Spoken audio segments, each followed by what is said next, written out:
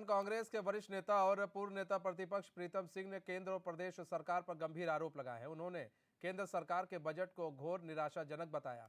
वहीं प्रदेश की बीजेपी सरकार को आड़े हाथों लेते हुए प्रीतम सिंह ने कहा कि चाहे वो जोशीमठ आपदा का मामला हो या फिर आयोग में भर्ती परीक्षाओं के पेपर लीक का मामला, इन तमाम महत्वपूर्ण विषयों पर प्रदेश की बीजेपी सरकार विफल रही।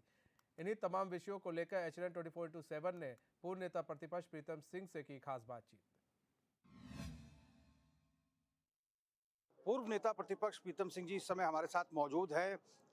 जो बजट प्रस्तुत हुआ है भारत सरकार के द्वारा, इसको भारतीय जनता पार्टी ऐतिहासिक बता रही है। बीते रोज पूर्व केंद्रीय मंत्री रविशंकर प्रसाद भी देहरादून पहुंचे थे, उस बजट को ऐतिहासिक बताया था।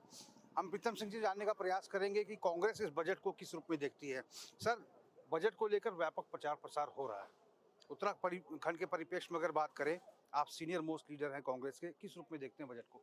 देखिए, बजट घोर निराशाजनक वाला है और रविशंकर प्रसाद जी आए थे। मैं उनसे पूछना चाहता हूं कि बजट में महंगाई को कम करने के लिए क्या प्रावधान किए गए हैं, बेरोजगार साथियों को रोजगार देने के लिए क्या व्यवस्था की गई है, किसानों की आय दुगुना हो उसके लिए क्या व्यवस्था की गई है, मनरेगा के बजट में क्यों कटौती की गई, स्वास्थ्य सेवाओं के बजट में क्यों कटौती की गई। इसका जवाब है जो है भारतीय जनता के पार्टी के पास या केंद्र की सरकार के पास। उत्तराखंड के परिप्रेक्ष्य में आप देख लीजिए, ग्रीन बोनस की बात होती थी, ग्रीन बोनस नहीं मिल पा रहा। लेकिन वो तो कह रहे हैं कि हमने केंद्रीय करों के दायरे को बढ़ाया, 2500 करोड़ की अतिरिक्त आय सरकार को प्राप्त होगी। देखिए, ये भाजपा है, ये एक हाथ से देती है, दोनों हाथों से लूटने का काम करती है। तो ये चरित्र है इनका। तो मैंने कहा ना कि बजट में जोशीमठ के लिए क्या प्रावधान किया गया है, बताए ना। ये कहना कि क्या नाम रेलवे में ये मिलेगा, इसमें ये मिलेगा, लेकिन आम जन को क्या मिल रहा है ये तो बताए ना। नौजवान साथी है परेशान है, किसान परेशान है, महंगाई से आम जन परेशान है। इसके लिए क्या व्यवस्थाएं हैं बजट के अंदर? देखिए सर, लेकिन सरकार तो ये कह रही है, प्रदेश सरकार हो चाहे भारत सरकार हो, कि हम उत्तराखंड में एक ग्लोबल हब बनाएंगे मिलेट्स को लेकर। भारतीय स्तर पर भी एक ग्लोबल हब तैयारी, मड़ुआ और जो मोटे अनाज है, इनसे जो रोजगार पैदा किया जाएगा, पलायन को रोका जाएगा इनसे। हालांकि रेल की भी बात कर रही है कि 5000 से अधिक करोड़ से अधिक उत्तराखंड को प्राप्त होंगे, नए पर्यटक स्थल डेवलप होंगे। देखिए, 2014 में इनकी सरकार बनी और 2014 से आज हम 2023 में प्रवेश किए हैं। बताइए ना, जो वादे 2014 में किए उन वादों में से एक वादा पूरा हुआ? जो वादे 2019 में किए उनमें से एक वादा पूरा हुआ? ये जुमलेबाजों की सरकार है, जुमलेबाजी के सिवाय कुछ नहीं करती।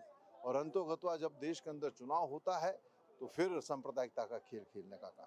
अच्छा सर, एक महत्वपूर्ण सवाल है, आप लोगों का डेलीगेशन बराबर जोशीमठ पहुंचता रहा है। राहत और पुनर्वास के जो कार्य हैं उसको लेकर सरकार की रफ्तार पर क्या कुछ कहेंगे, क्योंकि अभी तक पुनर्वासित नहीं किया गया लोगों को?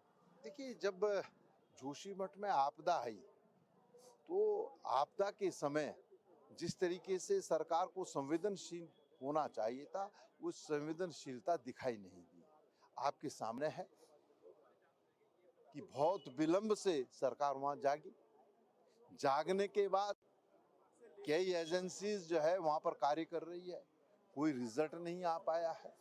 लोगों के मकान जमींदो हो गए हैं, व्यापारिक प्रतिष्ठान जमींदो हो गए हैं। उनको उचित मुआवजे की मांग जो है कांग्रेस भी कर रही है, आम जन भी वहां पर कर रहे हैं कि केदारनाथ और बद्रीनाथ की तर्ज पर जो है हमारा रिहेबिलिटेशन होना चाहिए। और जोशीमठ जो है धार्मिक दृष्टिकोण से भी और सामरिक दृष्टिकोण से भी बहुत महत्वपूर्ण स्थल है और यहाँ पर सरकार कोई कार्य नहीं कर रही है। डबल इंजन की सरकार पूरी तरीके से विफल साबित हुई है। तो आप अंदाजा लगा सकते हैं सरकार किस दिशा में कार्य कर रही है। अच्छा सर, एक बहुत महत्वपूर्ण सवाल है, आयोगों में लगातार एक के बाद एक जो भर्ती परीक्षाएं हो रही हैं, इसमें पेपर लीक का मसला आ रहा है। अब AJE की परीक्षाएं भी, UK PCS में इसका मसला भी उठा। बीजेपी के नेताओं की संलिप्तता भी दिखाई दे रही है। कितना महत्वपूर्ण मानते हैं इस विषय को, और जो छात्र तैयारी कर रहे हैं अपने भविष्य को लेकर, उनका भविष्य कितना आप अधर में लटका हुआ देखते हैं? देखिए, नौजवान साथियों से रोजगार देने का वादा सत्ता में बैठे हुए लोगों ने किया, लेकिन जिस तरीके से परीक्षाओं में पेपर लीक हो रहे हैं, भ्रष्टाचार हो रहे हैं, तभी तो हम मांग कर रहे हैं कि हाईकोर्ट के सिटिंग जज की देखरेख में जो है CBI जांच करे, ताकि वास्तविकता सामने आ सके, जो लोग संलिप्त हैं उनके चेहरे से नकाब हट सके। ये तो अजीबोगरीब स्थिति है। सरकार इस दिशा में कोई कदम उठाने के लिए तैयार नहीं। और मैं कह सकता हूं कि व्यापम जैसा घोटाला जो मध्य प्रदेश के अंदर हुआ, उससे कम नहीं है ये घोटाला। तो हमने बात की उत्तराखंड कांग्रेस के वरिष्ठ नेता और पूर्व नेता प्रतिपक्ष प्रीतम सिंह से। स्पष्ट रूप से उनका कहना है, चाहे वो भारत सरकार द्वारा बजट का मसला हो, जोशीमठ का मसला हो, या फिर जो आए दिन जो पेपर लीक हो रहे हैं भर्ती परीक्षाओं के, इन तमाम मसलों की अगर हम बात करें तो लगातार कांग्रेस अटैकिंग मूड में नजर आ रही है। कांग्रेस का कहना है, चाहे भारत सरकार हो, चाहे उत्तराखंड सरकार हो, इनके क्रियाकलाप प्रदेश के परिपक्ष में ठीक नहीं है और कांग्रेस इन तमाम मसलों को लेकर सरकारों को घेरने का काम करेगी। अपने कैमरा पर्सन हरीश भट्ट के साथ में रोहित विक्रम सिंह, HNN 24/7 देहरादून।